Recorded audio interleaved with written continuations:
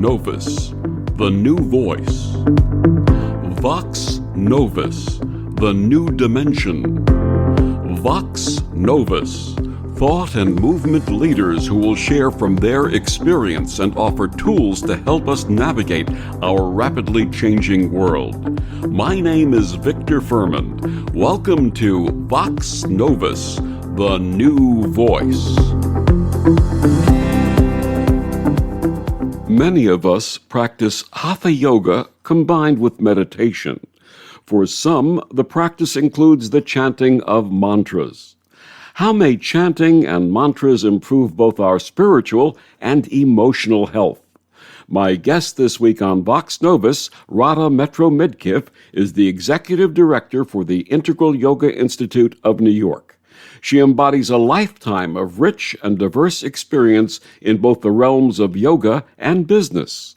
Her upbringing in yoga began at an early age, having been raised under the tutelage of Sri Swami Satchidananda at Yogaville. At the young age of 18, Rada was already certified as both a Hatha Yoga and Raja Yoga instructor.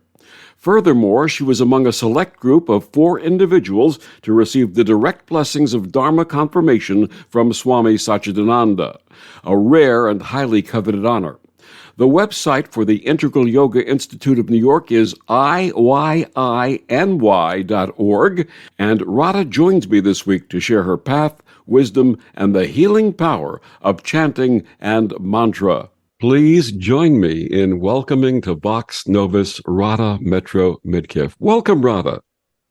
Thank you so much, Victor, for having me. Wonderful to have you with us today, and we're going to be talking about all the wonderful work that you and Integral Yoga and Yogaville do. So let's begin by sharing with us your early life and upbringing with your 5 siblings by your parents, Integral Yoga ministers Bhagavan and Bhavani Metro. Okay. So I have the great fortune of having parents that really got interested in yoga early on. They started meditating actually with Eknath Ashwaran and wanted to join his community out in California. And he said, no, I'm not your guru. I'm not your teacher. Keep looking. They were a little devastated, but within about a year, they came across a lecture by Swami Satchidananda, and it completely changed their lives. So at that time, I was about 1 year old. And my parents, by that time, were vegetarian and again, meditating and doing yoga. But really, the moment me and my older siblings met Swami Satchidananda, it was like love at first sight. He put us on his lap, and I have these incredible photos of me really early on, sitting on the lap of this really amazing teacher, guru, person who really changed the face of yoga and interfaith work in the United States and really in the West. So my parents got so excited about this and the community and the way that particularly he treated their children that they decided they wanted to move to the ashram in Connecticut, where there is a yoga school or was a yoga school. They really felt passionate about their children being able to be raised in a yoga school. At that time, there were maybe 2-3 yoga schools at the most in the United States. And we had one through Integral Yoga. So we moved to Connecticut, and I started school there at 6 years old. And then we ended up moving to Virginia, where the Yogaville ashram was founded and where we built the whole community. And I continued on in school there through high school and graduated from the Yogaville Vidyalaya there.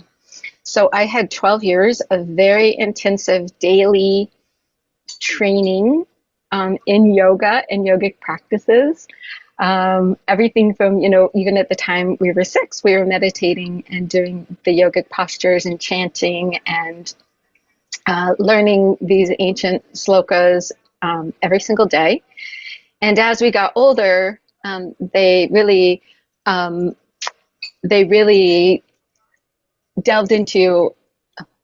developed a way where they could teach us deeper and deeper interpretations of the teachings of yoga. So, obviously what I was learning at 6 was very different than what I was absorbing at 16.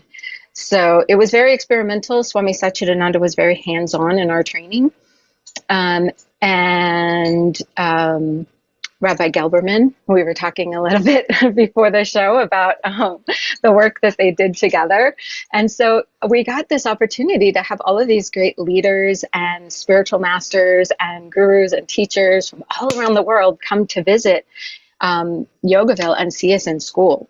So it's not even that I just got to be exposed to this wonderful experience with Swami Satchidananda, but really so many amazing, really extraordinary teachers that were around, particularly in the 80s and 90s.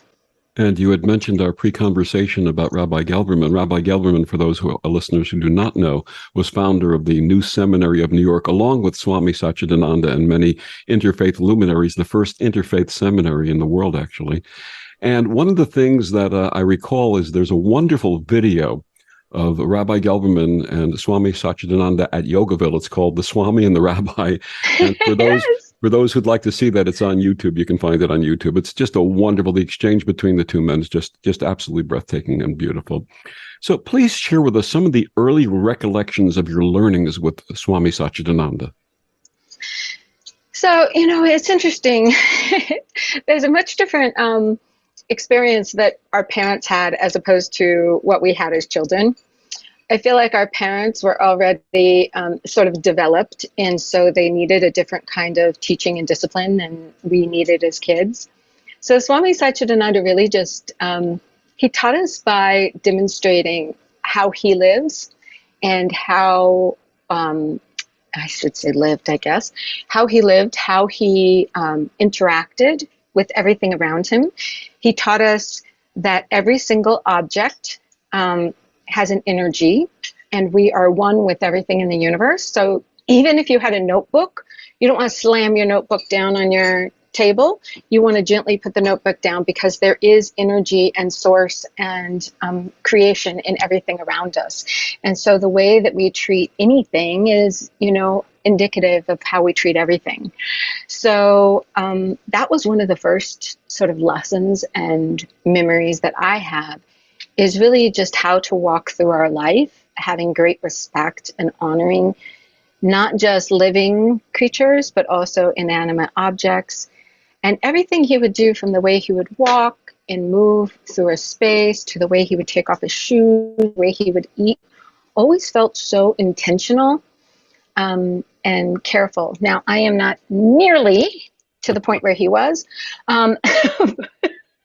If you saw my desk, you would know that I'm not nearly at the point where he is, but it was a great foundation for understanding that there is no separation between me and everything around me. Absolutely. And I think that was one of the most powerful early lessons that I learned from him. You mentioned going to school at Yogaville and learning meditation and Hatha Yoga when you were very young. How else did the teaching of Yogaville differ from a traditional high school or school experience? Oh, that's a great question. So one of the things that they were very intentional about was framing everything that we were doing to integrate the yogic teachings, like the teachings of the Yoga Sutras. And so it didn't matter whether we were learning math or we were learning reading or writing. So even when we were writing, often as we were learning how to write, we weren't just writing letters, we were often writing mantras, right? Which is like a form of Likit Japa that's taught in yoga. If we were, learning math, they would use some sort of practical application and talk to us about the numbers, but also the care, right? So everything was integrated in, like, if you just submitted like a messy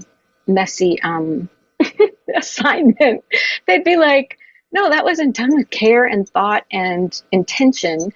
So go back and let's rewrite it in a way that is very thoughtful. And so everything that we were taught, we still had to do like the traditional classes that you would do in any school, but it was all taught with this underlying awareness that yoga is not something you do on a mat. Yoga is something that you live and breathe every single day of your life and how you interact with everything and everyone around you.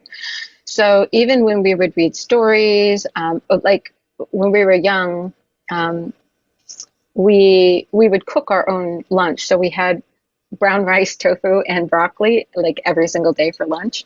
So at that time we had a mono diet. And we would cook our lunch and then we'd eat lunch, and then after lunch we'd have like a little rest period. Well, during the rest period, they would read us the Mahabharata or the Ramayana or these ancient, texts of stories, or they'd read us about the life of Buddha or, Guru Nanak or whatever it was. So everything that we did throughout the day came back to the same idea of how do we integrate and teach them about yoga. And then, of course, both Rabbi Gelberman and Swami Satchidananda were very dedicated to interfaith work. So it was also important to them that we were learning about all of the major world religions. And at first it was just like, when we were little, we'd maybe draw a picture that represented something of that religion. But as we got older, we would delve deeper and deeper, and then we'd write book reports about different things. And so by the time I was in high school, we were really in-depth studying and discussing these ancient texts from all around the world. Absolutely. For listeners who may be unaware of Swami and his legacy, please tell us about his life and founding of both Integral Yoga and Yogaville. So he started off in India. He actually had a pretty normal life. He, grew up in a very spiritual family, but he got married and he had 2 children. And then the story goes that his wife either left him or died.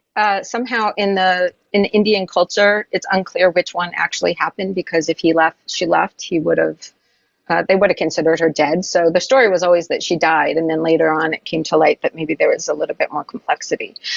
Either way, at this point in his life, it was it had a huge impact on him. And he realized that this life and this path that he was going along, like he'd worked in the movies and he'd worked in manufacturing and automobiles, and he just realized that there was like no point. Kind of he got to that awareness that life is suffering. And so he went on this incredible journey to study with masters all around India, great gurus and teachers, and pretty much most of the great teachers, especially in the earlier part of the century, like 20s, 30s, 40s, he had an opportunity to go study with. And so after he traveled around, he also went up to the Himalayas, and that's where he had what we consider to be his self-realization. And self-realization is really, or samadhi, is this awareness that you are one with the universe, and your peace is inside of you, and nothing can ever disturb that peace. And you just are able to operate and move through the world. And many of the great teachers and gurus that we have from the West, we consider to have achieved that state of samadhi. So then he's still traveling around, studying with all these teachers, and he finds Master Shivananda. And that is where he takes sannyas, which is sort of, for those of you who don't know, it's sort of like becoming a priest or a nun. So he took vows of, sannyas with Master Shivananda. So we actually consider our lineage to be through Master Shivananda. However, he was definitely influenced by the different places he traveled and the people he studied with, as well as some of the texts. He was from southern India. Master Shivananda was from northern India. So things like the Tudukadal, Tamil texts like that, he was definitely influenced by. So he works, he goes to Divine Life Society, and he's with Master Shivananda, but not even for that long. I think he was only with Master Shivananda maybe 5 or 6 years at the most. And Master Shivananda starts sending him around because he's a great speaker and he's very dynamic. And as he's traveling, he ends up in Hong Kong, where he meets this filmmaker, Conrad Rooks. And Conrad Rooks is buddies with Peter Max, the artist. And they come up with this idea that they need to get Swami Satchidananda to come to New York. So he comes to New York City just for a visit. to visit, and they get together, this huge group of people. And the story goes, they don't know what a spiritual teacher is or anything like that. And so the story goes, they're all just sitting around, like smoking cigarettes, lounging around, blowing smoke in his face, being like, "Hey, Swami, tell us about this yoga." But he makes such a huge impact on them that they beg him to stay in the United States. So he ends up staying much longer than he expected in New York. He goes home just for maybe a few months. And then he comes back and basically he doesn't leave. They say, New York, the West, Americans, we really, really, really need these teachings that you're offering. So he ends up initially thinking it was just going to sort of be a extension of a Divine Life Society center. But then pretty early on, it becomes aware that in order to teach in the West, he was going to have to shift a little bit in the way that he was teaching. And so he ended up founding Integral Yoga. And Integral Yoga really, what makes it unique is we are not just an asana-based practice. We actually practice all different branches of yoga. So we practice Hatha Yoga, which is the physical postures, Japa Yoga, which is repetition of mantras, Bhakti Yoga, which is really the worship of the divine, or opening up your heart to be your connection with a higher source. We practice Jnana Yoga, which is the analytical yoga, really analyzing your mind and your thoughts and asking, who am I? We also practice Raja Yoga, which is the study of yoga in a more in-depth way, and often that is through the Yoga Sutras of Patanjali, which Swami Satchidananda did a interpretation and commentary on the Yoga Sutras of Patanjali, which is still the most used book to teach Raja Yoga out of any book in the world still. And then, so we have this really integrated way of teaching yoga and really going back to the ancient science of yoga and realizing, again, it is not something you just practice on a mat, like an hour a day. It is something that you can weave into your daily life every single day. So then when he gets to the West, he starts meeting beautiful people like Rabbi Gelberman and Brother David Steindl-Rast, and they start really having a passion, and I would say they were very passionate about this, of bringing people together in the name of religion as opposed to breaking people apart in the name of religion. And I suspect that Swami Satchidananda, having come from India at a time when, Sikhs were fighting Hindus and Muslims and Jains were trying to figure out what to do, and you had all of these different religions that were shoved into a small space, and there was a lot of killing even over religion. And he felt very passionately that we needed to shift that dynamic. So we first started an institute in New York. That's the one that we are currently still in. And I'm talking to you from that institute on 13th Street. We've been here since 1970. And then we founded an ashram in Connecticut that then moved to Virginia in Yogaville. And when we got to Yogaville in Virginia, we started work on the Lotus Temple. And the Lotus Temple is literally this temple. You can Google it. It's really amazing. It's a temple that looks like a lotus flower. We have one in Virginia. Now we also have one in southern India. And inside the temple, on the first level, you have all of these cabinets that you can go look at. It's almost like a museum. And there's artifacts from each of the major religions. And you really see the diversity and the differences in the religions. And then when you go upstairs, there's this beautiful meditation space where there's an altar with a quote about the light for each of the major religions. And then in the center is this beautiful light that bubbles up to the ceiling and branches out to all the altars. So that was really one of his main legacies, was leaving us this work that he did in Interfaith. He was awarded the Uttant Peace Award just before he passed away. That's an award that's given out by the UN for his peace work. And the Lotus really is one of his main legacies in the interfaith work that we continue to do in his name and in the name of Integral Yoga. Absolutely. We're going to be talking more about the various forms of yoga in our next segment, but let's just define a few terms right now. What is the root and meaning of Swami's spiritual name, Satchidananda? Satchidananda. Yes. So it actually means truth, knowledge, bliss. So if you hear Ananda, many Swamis have Ananda at the end of their name, and that actually means bliss. And so it is this blissful path of being a Swami, renouncing everything so that you can achieve bliss. And the word Swami itself, how would we compare that to other religious titles? It would be like father, if you were thinking about like a Christian religion. So you would have, Father so-and-so in Catholicism. You would have rabbi, right, in Judaism. So it really is just a title for someone who has become a renunciate and taken on the vows of being a Swami. My guest is Radha Metro-Midkiff, the Executive Director for the Integral Yoga Institute of New York. Radha, please share with our listeners where they can find out more about the Institute and all that you offer. Oh, wonderful. So our website is iyiny.org. That stands for Integral Yoga Institute New York. So iyiny.org, and you can look us up. We have lots of online and in-person offerings. And then yogaville.org is the site for our center down in Yogaville, where we have many different retreats and offerings, and where you can also go visit the Lotus Temple. And my dear friend, Hamsa Judy Spagnola, teaches chair yoga for seniors by remote.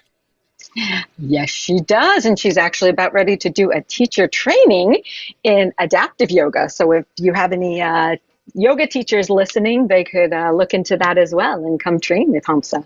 Absolutely. We'll be back with more of Rada after these words on the OMTimes Radio Network. The best of the holistic, spiritual, and conscious world. OMTimes Radio. IOM FM. OMTimes Magazine is one of the leading online content providers of positivity, wellness, and personal empowerment. A philanthropic organization, their net proceeds are funneled to support worldwide charity initiatives via Humanity Healing International. Through their commitment to creating community and providing conscious content, they aspire to uplift humanity on a global scale. OMTimes, co-creating a more conscious lifestyle.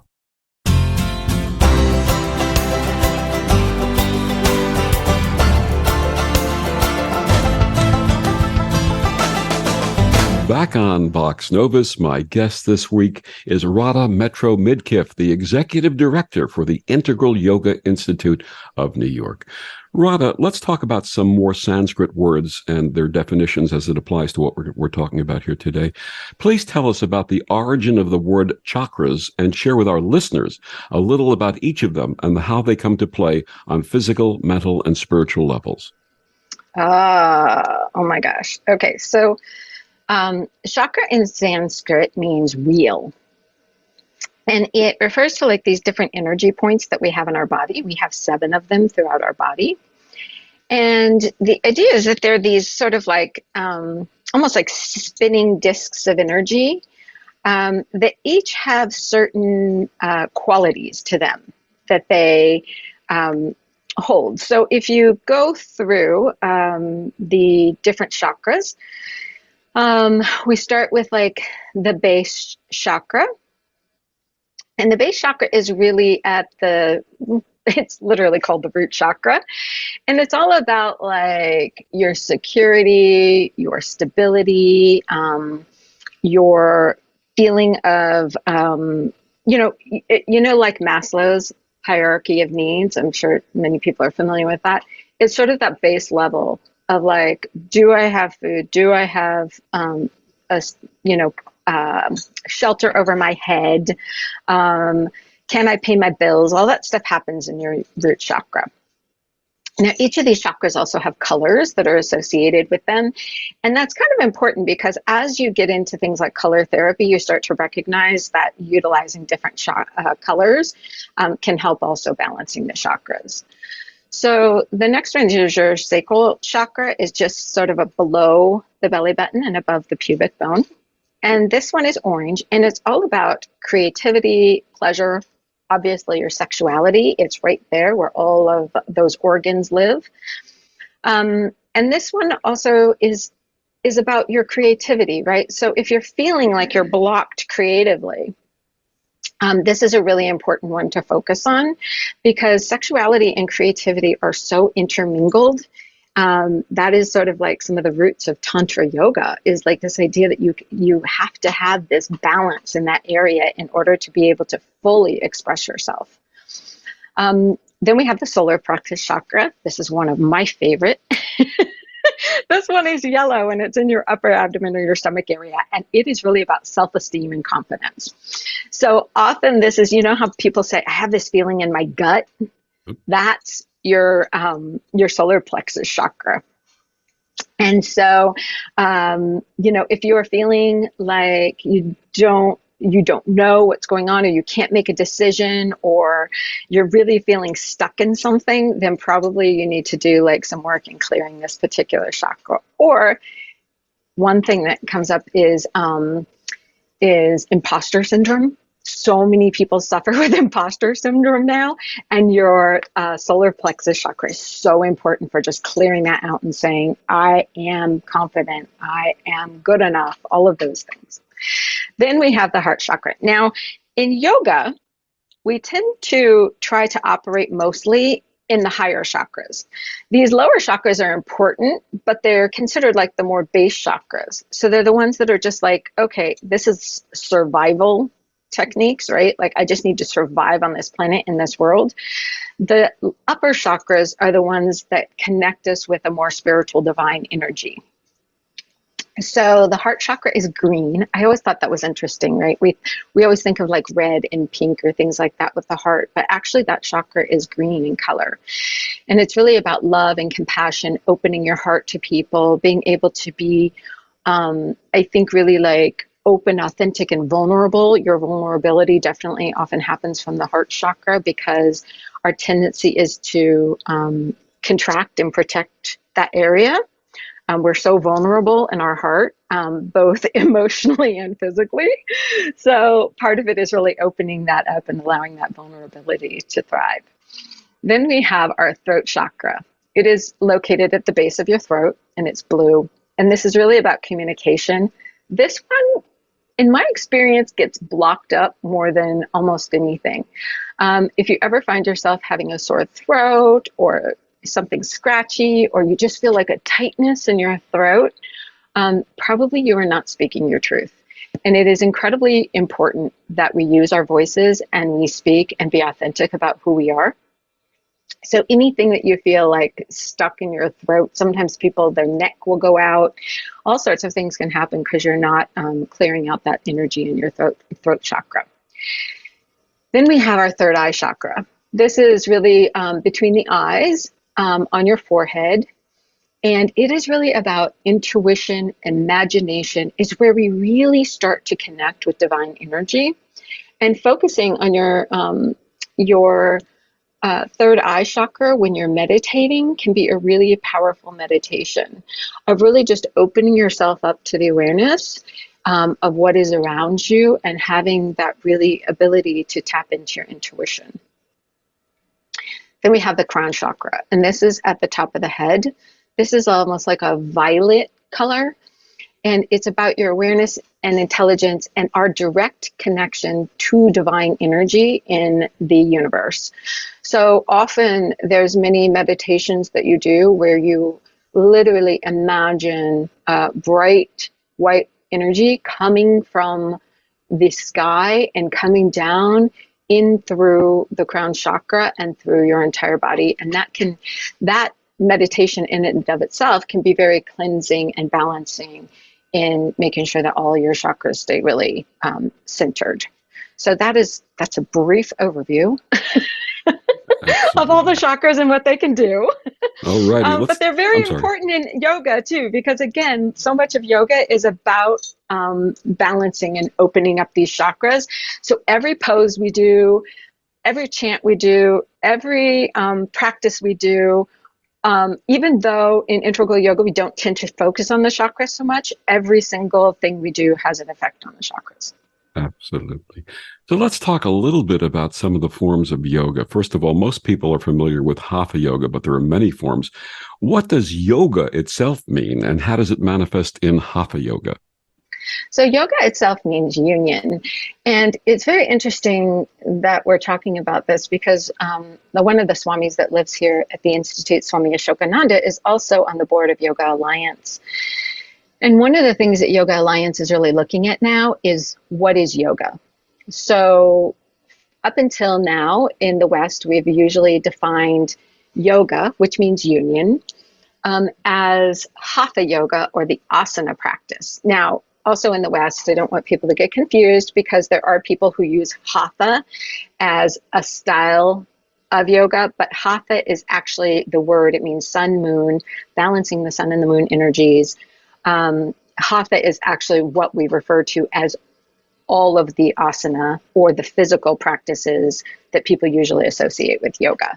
But actually, Hatha is the term that is used in the ancient scriptures, like the Hatha Yoga Pradipika, that actually talk about the physical postures and how we do them. And how does Hatha Yoga prepare us for meditation? Hatha Yoga is literally developed basically only to prepare us for meditation. So people think Hatha Yoga so you feel really like good in your body or you have more energy or you balance all this stuff out. But traditionally, the whole entire purpose of Hatha Yoga was so that we can sit comfortably in our bodies for long periods of time and meditate. And the extension of that is the only purpose of meditation is so that we gain some sort of sense of peace and quietness in our mind so that we can get up off of the meditation pillow and go out and serve in the world. So really, the ultimate goal in yoga is to be of service, but we need to do the physical postures so that our body is healthy, neutral, strong enough to sit in meditation. Then we need to do the meditation to work on our mind and our peace so that when we go out and we interact in the world, nothing disturbs us. We are physically comfortable, strong, capable, healthy.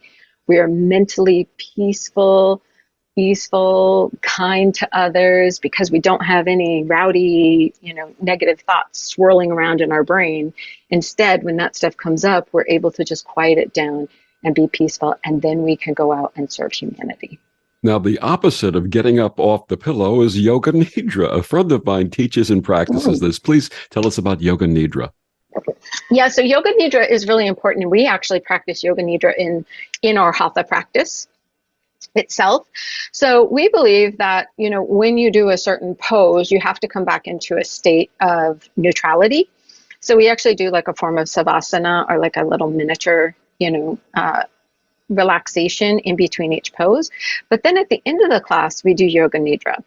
The importance of Yoga Nidra, and I really love this because it's almost like also the meditation preparation, but in integral yoga, the whole purpose of your Hatha class is so that you get into Yoga Nidra. And in Yoga Nidra, we have a practice where we tense and relax all the muscles in the body, right? We start with the body and we tense and relax everything until our bodies are completely in a state of relaxation.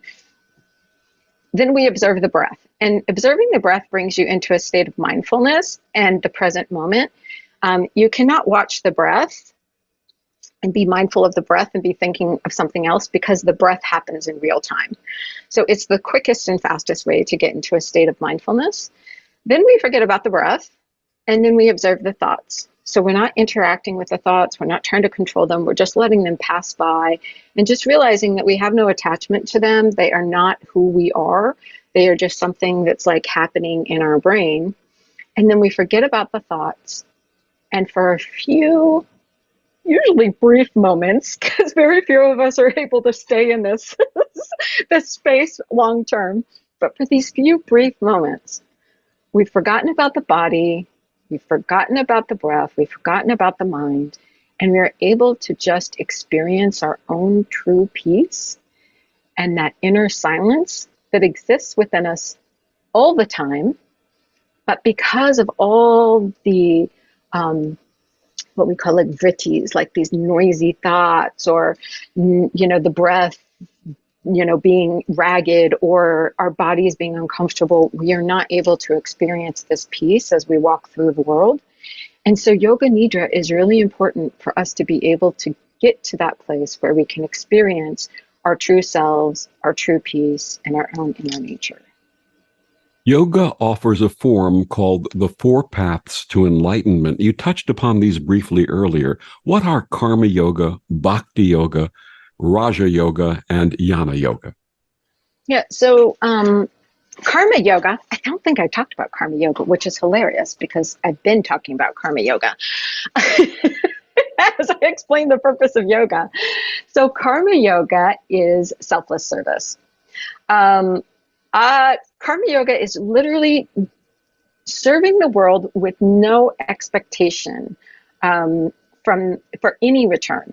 Not a thank you, not an appreciation, not even an acknowledgement of the service that you're doing. And Karma Yoga is a very important part of our path and the path of yoga, because as we go through life, we have certain actions that we take. Maybe we get angry at somebody. Maybe we, accidentally, this is gruesome, but maybe we run over an animal while we're driving, or whatever it is. Any of these negative things that we create, karma is the idea that you have an equal and opposite reaction for every single, or an equal reaction to everything that you do. So as we go through life, and we can accumulate what we, like to think of as good karma and bad karma. There is no good karma and bad karma. There's just karma. But for the purposes of this example, as we do Karma Yoga and the selfless service, it is literally a way for us to clear out and neutralize anything that we have done in the past. But it has to be done, again, with this awareness of, I am expecting nothing in return. I am just here to serve. And one thing that's kind of unique to Integral Yoga Institute is we actually don't pay our teachers. Our teachers all teach for free as a practice of Karma Yoga. And so it's really beautiful, and I do think that it affects the quality and the nature of the classes that you come to, because they are doing it just out of this love of service, and that really comes through when you're in the class. So then we have Bhakti Yoga. And Bhakti Yoga, again, is the path of heart opening. So as we were talking about that heart chakra, we want to just come into this state of love, awareness. Bhakti Yoga often comes with things like rituals. We might do a puja, which is a worship service, or in other traditions, it could be seen as, any kind of ritual that you do that is meant to connect you with a higher source and open up in that love space. Also, Bhakti Yoga often includes chanting, because chanting is a really great way to open up your heart in a really quick way. And some say that Bhakti Yoga is the fastest path to enlightenment or samadhi, because it doesn't require a lot of doing. It just requires a way of being. However, that way of being is like a complete path of love, trust in a higher source, and an awareness that everything that's being done is being led by some higher source. Then we have Jnana Yoga. Jnana Yoga is an interesting one, and I think it's a very, it's the path that we often think of, I don't know if you're familiar with this age Ramana Maharshi, but he was very analytical. And one of the things I love about integral yoga and yoga in general is it doesn't matter what kind of person you are. There is some path for you that you can choose to help you achieve the same thing. So with Jnana Yoga, it's all about asking yourself questions. Who am I? Am I my body? Am I my mind? Am I a woman? What happens if I'm no longer a woman? What if I have a sex change? Then who am I? Am I my name? Am I Rada? What happens if I change my name and I call myself Jane? Am I still the same? And so you go through and you really analyze all of your thoughts, everything around you, and you come to this awareness that there is no separation. Like you are. So, like in the Bible, when it says, I am, or I am that, that's the awareness that you come to through Jnana Yoga. Because after you ask yourself all these questions, you just get to the point where you're like, I am something beyond all this. I'm not my body. I'm not my mind. I am some sort of immortal force or self that exists in the universe. Then I think the last one you mentioned was Raja Yoga. Is that correct? Yes. Yeah, so Raja Yoga is actually the study of the science of yoga. And Raja Yoga stems from studying the Yoga Sutras of Patanjali. And that has to do with this science. And yoga really is considered a science. It's an ancient science that predates basically all religion. And it's this idea of how do I do these certain things and these certain practices? And when I do these things, I will have a consistent and predictable result from doing them. And it walks you through the path of many of the things that we were just talking about.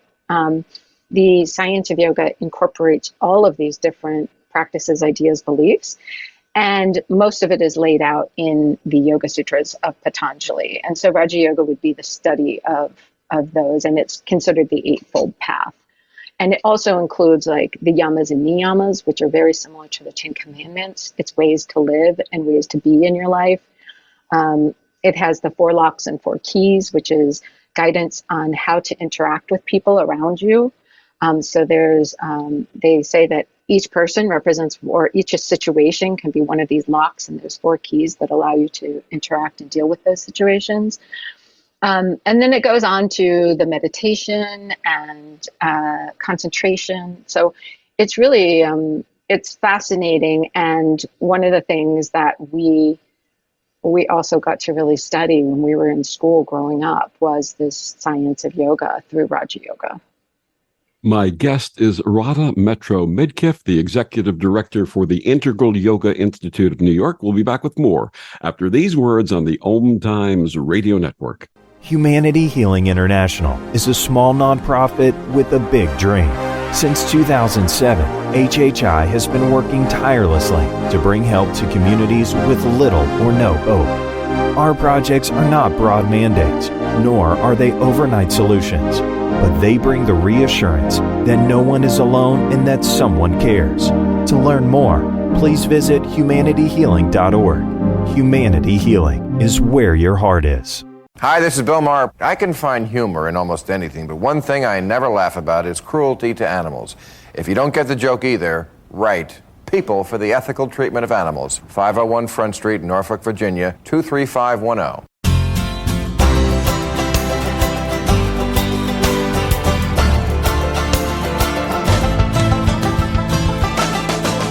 Back on Vox Novus, my guest this week, Radha Metro-Midkiff. She's the Executive Director for the Integral Yoga Institute of New York. So, Radha, when I first began studying yoga with my teacher and dear friend, Hamsa Judy Spagnola, she introduced our class to chanting mantras. You share that there are 5 ways that chanting and mantras will improve our spiritual and mental health. The first is cultivating focus and concentration. Please explain.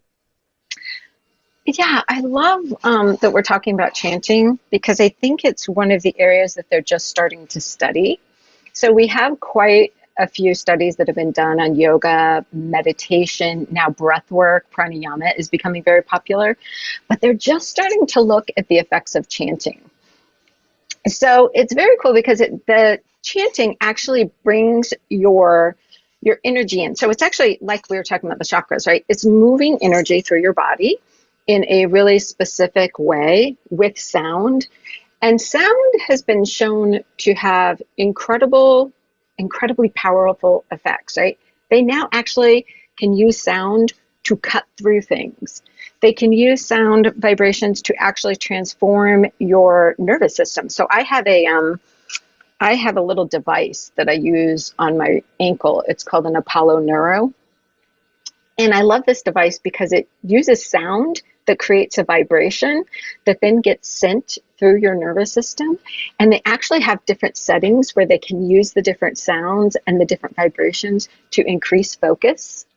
and concentration to put you to sleep, to wake you up. All of these things can happen. And there's a lot of different studies that were done with the Apollo Neuro that we're not necessarily doing with chanting yet, but there's a lot of studies being done around the power of sound.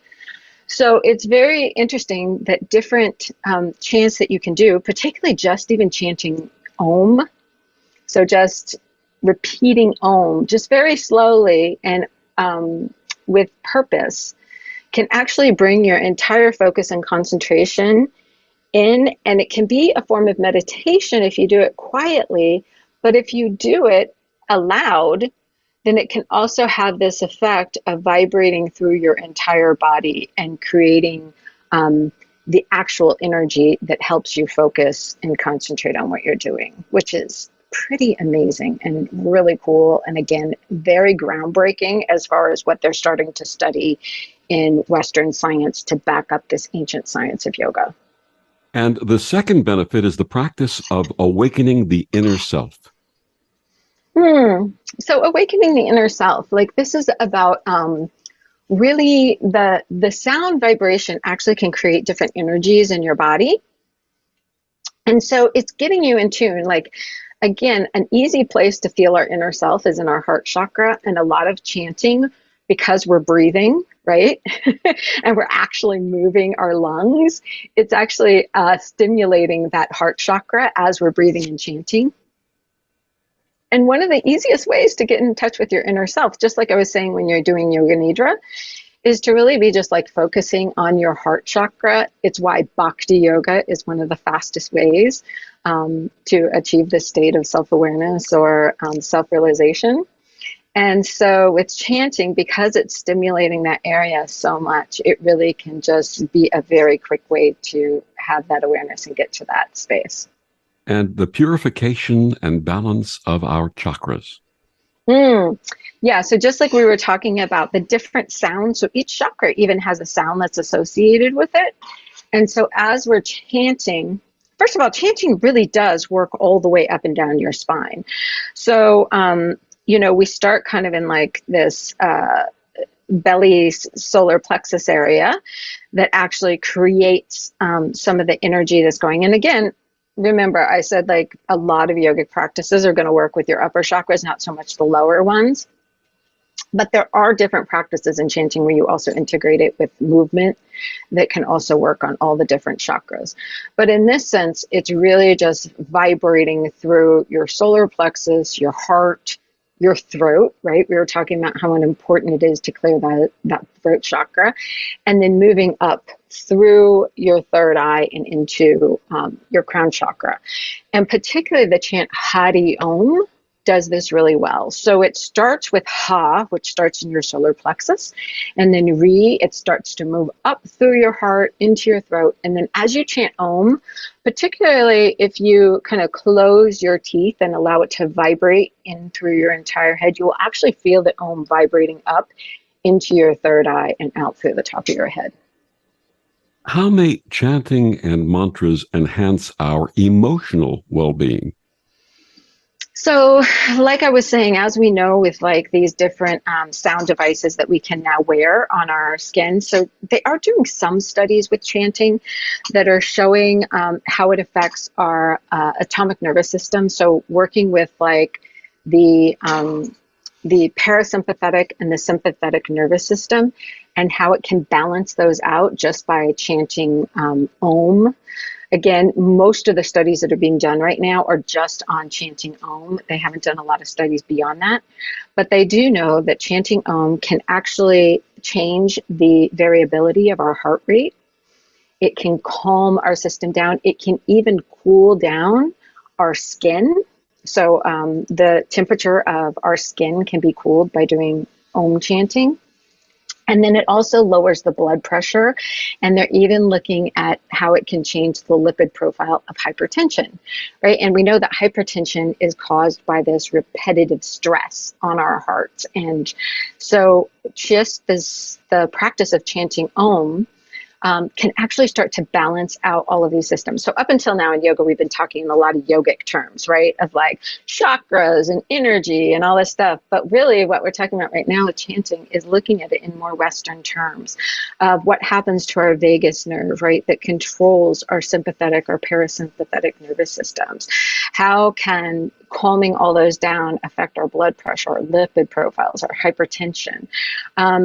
And also the variabilities of the heart rate. So there's just so many new studies that are being done. But again, it's really pretty new. Most of the studies that I, usually cite, most of them have actually been done in the last, I would say 5 years at the most.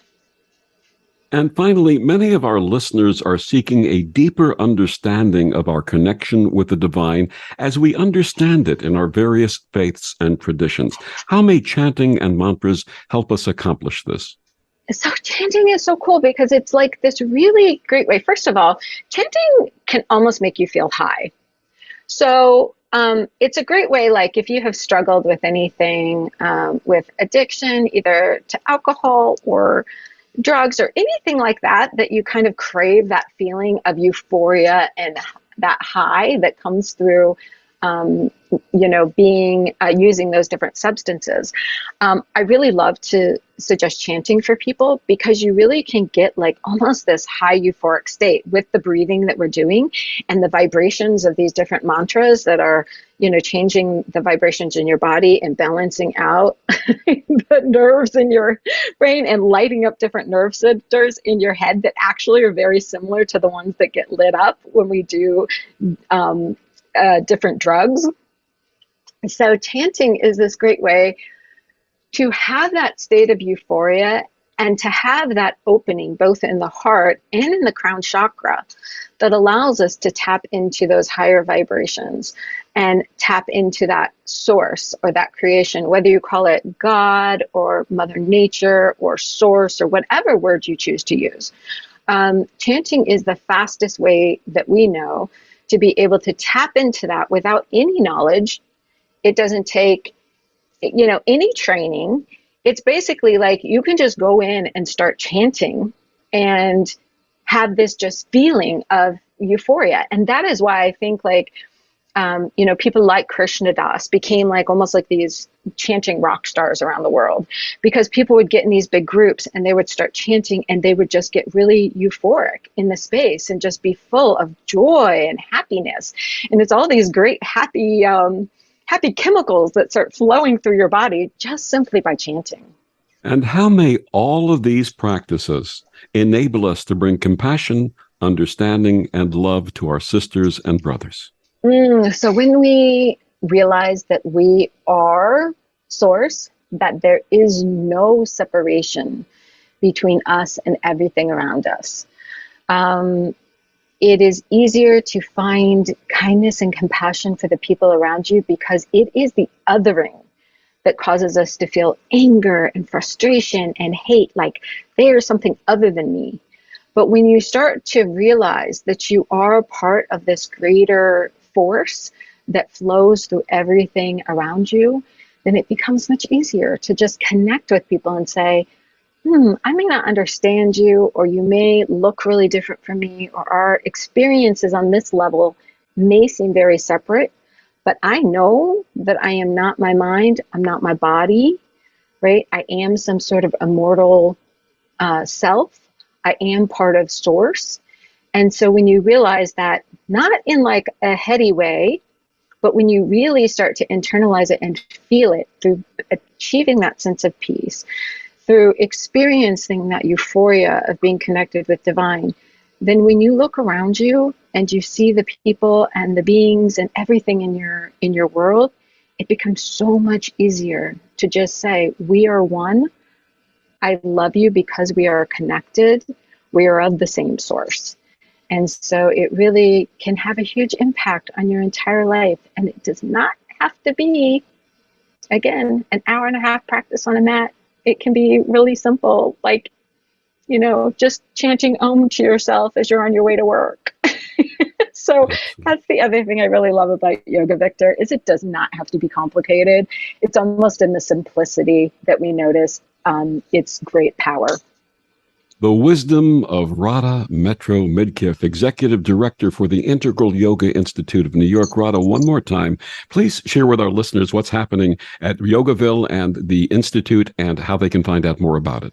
Wonderful. Yeah. So we are here, Integral Yoga Institute on 13th Street in New York between 7th and 8th Avenue. We have everything from weekly kirtans, which are chanting, to daily free meditations and all sorts of hatha classes. You can join us for workshops on all the different topics we've been discussing. We also have sound baths, which are actually, instead of using chanting, we use gongs and bells and different things like that to create sounds that have a similar reaction to chanting. And our email, our email is also info@iyiny.org, but our website is iyiny.org. And again, our international headquarters is in Yogaville, Virginia, and that is yogaville.org. And they have all sorts of wonderful programs too, where you can go there for anything from a weekend retreat to doing their living yoga training program, where you go in and live for a month and really immerse yourself in living and breathing the teachings of yoga. Radha, thank you so much for joining us and sharing this wonderful information and your experience and wisdom. Thank you, Victor, for having me. This is really delightful. As you can tell, I love talking about yoga. And thank you for joining us on Vox Novus. I'm Victor, the Voice Fuhrman. Have a wonderful week.